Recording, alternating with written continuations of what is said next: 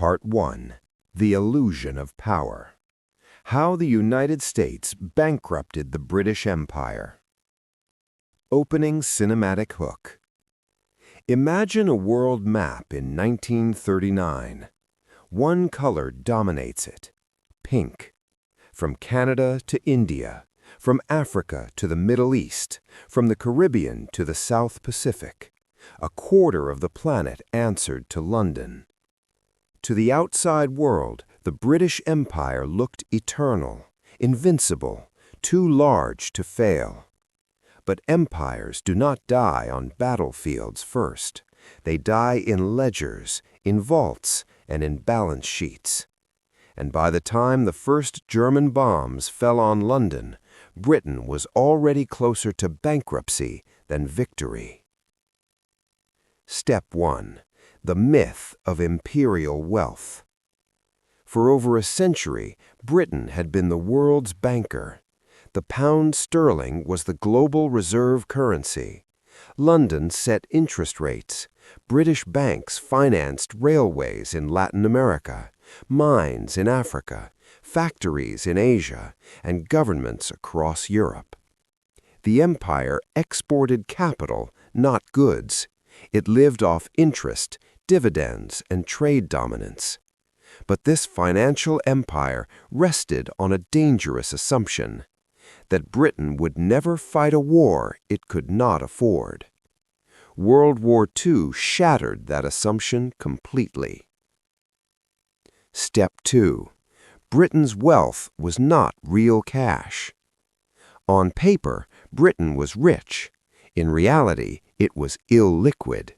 Its wealth existed as overseas investments, colonial infrastructure, shipping fleets, long-term financial claims. These assets could not be quickly converted into dollars, and modern war demanded one thing above all else: American currency. Planes, tanks, oil, food, ammunition, all of it came from the United States, and the United States demanded payment in cash, dollars, not pounds. Britain printed pounds. America controlled dollars. This imbalance would become fatal. Step 3. The first economic trap: cash and carry. When war broke out in September 1939, the United States declared neutrality. But neutrality did not mean inaction. Congress passed the Neutrality Acts containing one critical clause: cash and carry. If Britain wanted American weapons, it had to pay immediately, in U.S. dollars, and transport the goods itself. No loans, no credit, no sympathy. To Washington, this was business. To London, it was a slow financial execution. Step 4. War at an industrial scale. This war was unlike any before it. World War I consumed men. World War II consumed machines. Each month required tens of thousands of aircraft engines, millions of tons of steel, vast quantities of oil and rubber, ammunition by the billion. Britain could not produce enough, and worse, Britain could not feed itself. The island imported over half its food, most of its fuel, nearly all its raw materials. German U-boats stalked the Atlantic. Every sunk ship meant fewer calories, fewer bullets, fewer days of survival. Britain was fighting a war it could not industrially sustain. Step 5. The bleeding of the treasury. To keep fighting, Britain began liquidating itself. Gold reserves vanished first, then overseas investments, then foreign income streams. By 1940, British buyers in Washington had contracts they could not sign. Why? Because London had no dollars left. That was the moment Winston Churchill feared most. Not defeat, not invasion, insolvency. Step 6. Churchill's confession. In December 1940, beneath London, deep in the cabinet war rooms, Churchill wrote one of the most humiliating letters in British history. It was addressed to Franklin Roosevelt. Churchill described the U-boat crisis, the need for destroyers, the air war, the urgency of survival. Then he delivered the truth. Britain could no longer pay. The empire that financed the world in the 19th century was bankrupt. Churchill called it what it was, broke but not broken. But Roosevelt understood something deeper. Broke meant leverage. Step 7. America seized the opportunity. Roosevelt was no villain. He knew that if Britain fell, Nazi Germany would dominate Europe and eventually challenge America itself. But he also understood power. Aid could not look like charity. It had to look like a deal. And deals always favor the creditor. The question was not whether America would help. The question was what Britain would give up in return. Step 8. The shift in global gravity. While British cities burned, American factories boomed. U.S. industrial output surged. Employment rose. Gold flowed in. By 1940, Britain was spending itself into exhaustion. America was preparing to inherit the system Britain built. The war had created a vacuum, and America was stepping into it, not with armies, but with contracts. Closing, a crumbling giant. The British Empire entered World War II as the world's financial ruler. Within 18 months, it was pleading for survival. Its gold was disappearing. Its assets were being sold. Its independence was slipping away, quietly, legally, and permanently. The bombs did not destroy the empire. The bills did.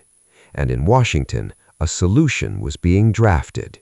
It would be sold as generosity. It would be remembered as friendship. History would call it Lend-Lease. But in reality, it was the beginning of the foreclosure. Part 3. The bill comes due. How victory turned into financial defeat. Step 20. America enters the war. The balance shifts. December 1941 changed everything. Pearl Harbor was attacked. The United States entered World War II. From that moment on, Britain and America were no longer just partners of convenience, they were fighting side by side. American troops poured into Britain.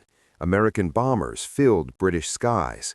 British ports became American supply hubs. To the public, it looked like equality. Behind the scenes, the imbalance only deepened. America's economy exploded. Britain's economy hollowed out. Step 21. Two war economies, two very different outcomes. The United States fought the war while expanding civilian production. American factories produced tanks and planes, refrigerators and cars, radios and consumer goods. They captured global markets while others fought. Britain did the opposite. Every factory was converted to war use. Exports collapsed. Commercial markets were abandoned. And into those empty markets stepped American companies. The war did not pause capitalism, it transferred it. Step 22. The dollar replaces the pound. By 1944, the shift was irreversible. Gold reserves had moved from London to North America. The pound sterling was exhausted. The dollar was ascendant. At Bretton Woods, the rules of the post-war world were written, and they were written in dollars. The IMF, the World Bank, the global financial system. Britain attended as a debtor. America presided as the banker. Step 23. Britain's fatal assumption. British leaders believed one thing, that after victory, generosity would follow. They believed Lend-Lease would continue temporarily. There would be a transition period. The sacrifice would be honored. They forgot the lesson of forced liquidation. In finance, gratitude has no balance sheet. Step 24. The sudden cutoff. August 1945. Japan surrendered. Celebrations erupted in London. 7 days later, the celebration ended. Without warning, President Harry Truman signed the order, Lend-Lease terminated immediately. No grace period, no negotiation, no transition. Ships carrying food and supplies were ordered to turn around mid-ocean. Britain was stunned. The lifeline was severed overnight. Step 25. Instant bankruptcy. The British economy had been redesigned for war. It imported half its food, most of its raw materials, and it paid for them with Lend-Lease dollars. When those dollars vanished, Britain collapsed instantly. Not eventually, not gradually, immediately. John Maynard Keynes called it a financial Dunkirk. Step 26. Britain begs again.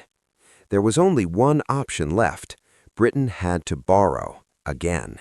In 1946, Keynes traveled to Washington, sick, exhausted, near death, to negotiate a loan. He already knew the outcome. America would lend, but America would dictate terms. Step 27. The 1946 loan, aid with a noose. America offered $4.3 billion, low interest, long repayment, but the conditions were devastating. Britain had to make the pound convertible to dollars, open its markets, abandon currency controls. The moment convertibility began, a run on the pound followed, reserves drained, crisis deepened. Keynes warned it would destroy Britain's economic independence. He was right. Step 28. The end of the empire in silence. From that point on, Britain could no longer finance empire. Colonies became liabilities. Independence movements surged. India, Africa, the Caribbean. The empire dissolved, not by invasion, but insolvency. Britain won the war, but it had lost the world it once ruled. Step 29.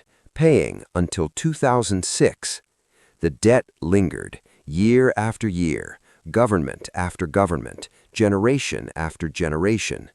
The final payment was made in 2006, 61 years after victory. The amount? Around $83 million. No ceremony, no speeches, just a quiet transfer. The ledger was closed. Step 30. The real lesson. This story is not about betrayal. It is about power. The United States did not conquer Britain. It outfinanced it. It used debt instead of armies, contracts instead of cannons, liquidity instead of landings. The empire fell without a final battle. Closing. How empires really fall. Britain did not lose World War II, but it paid for victory with its gold, its assets, its currency, its empire. America emerged richer, stronger, dominant, not because it fought earlier, but because it financed smarter.